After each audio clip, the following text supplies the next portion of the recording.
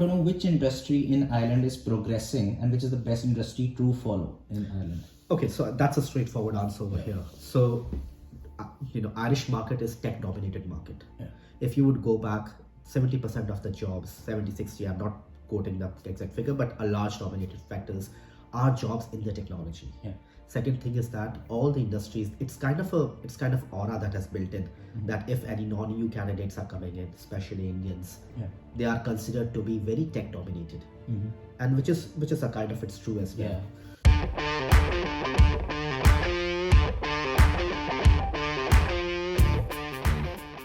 So hey guys, welcome back to my channel. My name is Pranav. You guys are watching Joshing Around and today I am here with another podcast for you guys. So अगर आप लोग Ireland आ रखे हैं या you are in Ireland or you are thinking to come to Ireland and there are a lot of queries that you are facing कि यार job कैसे लगेगी, CV building क्या होता है, career guidance क्या होती है, what's the immigration process and lot other topics that you might be having in your mind. Well, in today's podcast, we're going to discuss all of them. So in today's podcast, we have a special guest known as Raghav Dixit. Raghav Dixit is helping students with the career guidances. He is helping with the immigration services. And more importantly, he is also a program manager in one of the big fours. So let's not waste time and start today's podcast and welcome Raghav Dixit. Thank you, Pranav. Yeah. Thanks for such a great introduction. I'm not that much, but anyways, good to know that. Well, sir, you are literally quite famous because a lot of my friends, whenever I have asked about like I have this career issue, what should I do? They're like, oh, go to Raghav Dixit. He must know.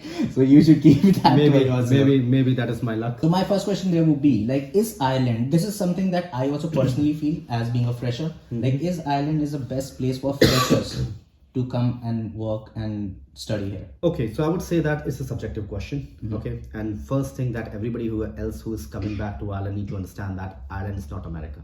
Yeah. Okay, there's no comparison with Ireland and America over here. So when people come back, Irish market is mainly dominated into three industries. One is IT, one is pharma, and the other one is finance.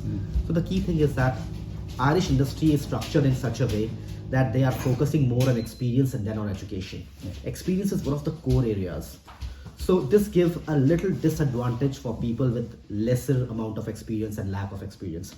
However, if you go back and check back with a lot of non-EU candidates, Indian and others people, many of them has been able to grab the job mainly into the graduate roles. But the problem with graduate roles is that it's almost the success rate is about 20%. Okay. That out of the 100 people apply, only 20 people get into some kind of graduate roles. So number of graduate roles is quite less.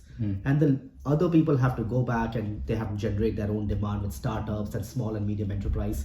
So I would say that my recommendation is if you have 3+ years of experience, then think of coming to Ireland. If your risk appetite is good and you're happy to struggle, look forward for graduate roles mainly, and you are happy to work in startups, then you are freshers, then you can come back. But my recommendation is to having at least 3 years of experience in the relative domain.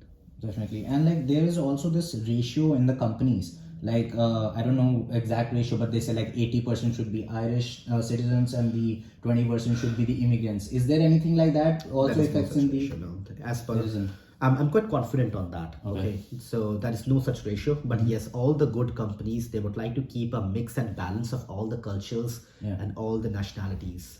So they don't want to keep, for example, data and technology are the particular areas where non-EU candidates, especially Indians, are very highly dominated. Yeah. So if a hiring manager is trying to fill in the positions like 5 data analysts in a particular company, most likely the trend is seen that for those 5 positions, there will be 50 or maybe 30 shortlisted candidates. Okay.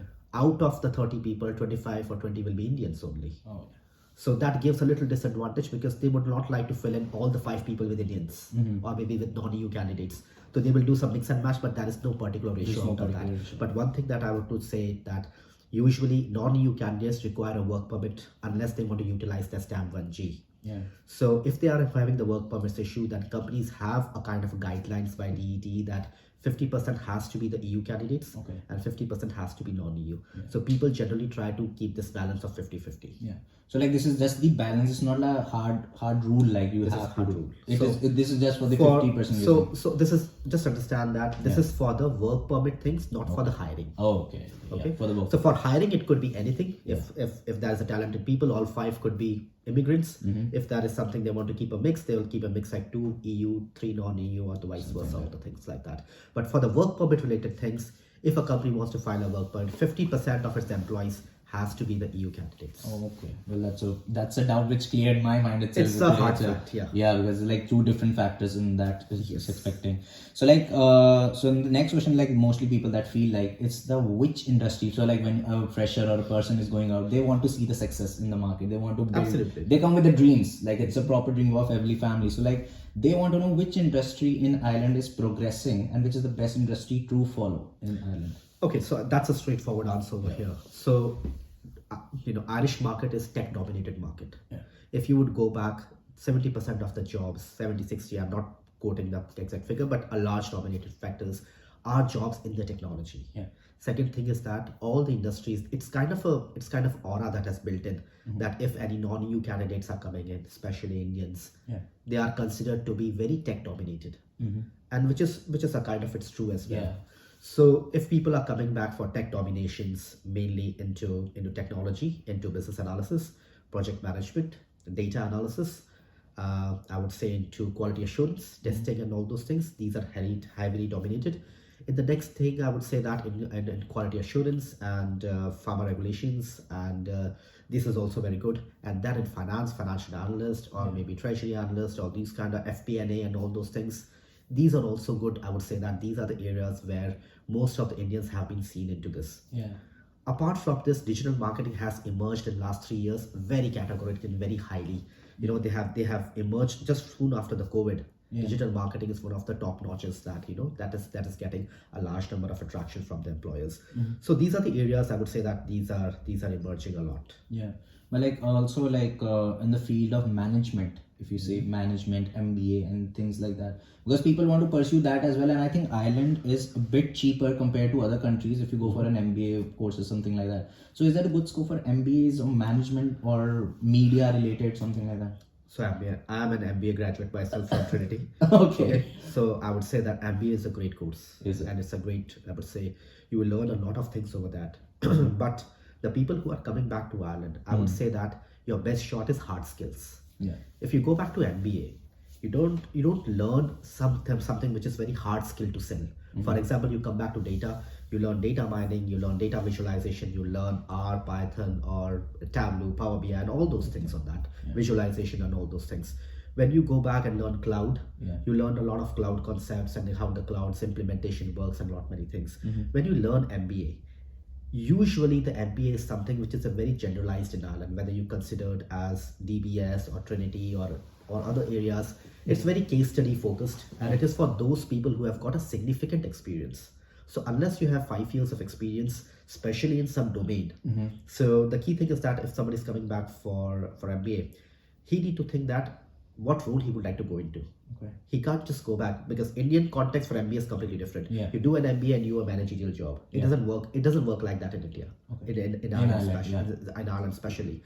So if you're an MBA, you need to have some hard skill to sell, and then you will be working as a managerial role or maybe any other role that you want to go into. Yeah. So if you're doing MBA, just make sure that you have some hard skill to sell, either technology or finance or any other area that you can hard skill, and you can utilize MBA over the top for the leadership, for management, and all other things. Pure MBA, I would recommend people to avoid that, a pure MBA without a significant experience. That's right. So like you mentioned right now about the colleges and all. Okay. So I just wanted to know, this is also a stereotype that I have been listening from people. Like you need to be in the best college, which is Trinity. If you don't go to Trinity, it's all bad. Now UCT guys will definitely not like you. Okay. But is it true, like somewhere, does college makes a difference here in Ireland? Yes and no both. Yes and no both. Okay. So there are two kind of colleges here for your information. One is the university colleges and one is the non-university colleges. Can you tell the difference as well for the So viewers? university colleges are someone like Trinity, UCT, which are there as a university where the research work goes on. Okay. So a lot of research faculty comes in. So when this research work goes on, they have got a very big amount of research labs, and there is a lot of innovation happening, and there's a lot of cross communication between faculties and all that. So that is definitely, and they have a higher infrastructure. Okay. So with this, a learning engagement is very high. For example, if you take an example for an MBA. Yeah. Okay. The case studies that university colleges they do, they are completely at a different level. Okay. Whereas in other colleges, the case studies and other things could be little different. Yeah. Okay. So definitely I would say that in terms of learning, the experience, the professors, the infrastructures and all those things is a way different. Okay. But there are two things people come here. Some people come here for learning and some people come here for earning. So if you if you are that type of guy who are coming here for learning, I would always recommend that you should go with the top colleges and university colleges, Trinity, UCT, Galway, and all of those university colleges. But if you're coming here for earning, okay, and you are relying on your previous experience on that, for example, you are a technocrat or you are a technologist, cloud technicians, or maybe any other role that you're coming back and you have got a significant experience, then your job will be dependent upon your experience and your knowledge and your skills. It will not be dependent. People will not give you jobs because you're a Trinity graduate or a UCT graduate. You will be ending up paying a very high amount of fee, and it will give you a good experience, but it will not relate it to your direct jobs. People, and I'll repeat it once again, people are not going to give you jobs. Unlike in India, when you are IIT and IIM graduates, the tag of your IIT IIM is going to give you a job. It doesn't happen over here. There's no campus placement. So Trinity, UCT, Galway, or maybe any other top colleges, they will not give you jobs. They may give you a higher alumni contact, but your jobs will be directly governed by your knowledge, skills, and experience that you can demonstrate in your interviews.